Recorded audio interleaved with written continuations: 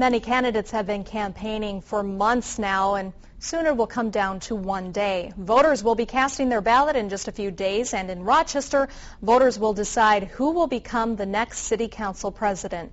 News Center's Megan Sparks sat down with each candidate. She has more. The Washington Village project remains a hot-button issue in Rochester, even in the race for city council president. We have to work with the developers to make it a win-win situation. Renee Craigness says the neighbors didn't have a voice in the project, but incumbent Dennis Hansen, who voted in favor of the project, says he stands behind his vote.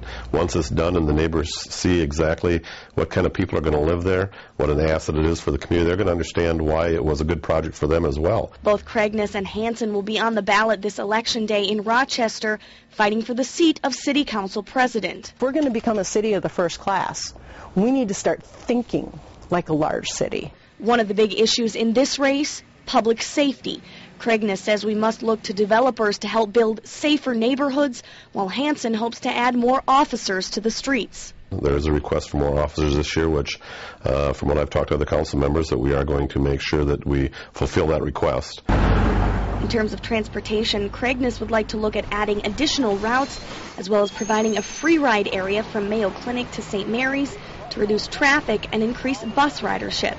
If there can be something of a win-win situation there, I would love to see that happen.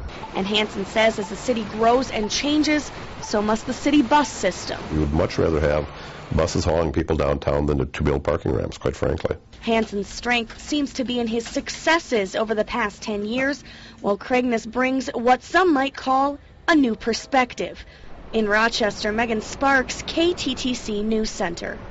Craigness has lived in Rochester for the last 25 years.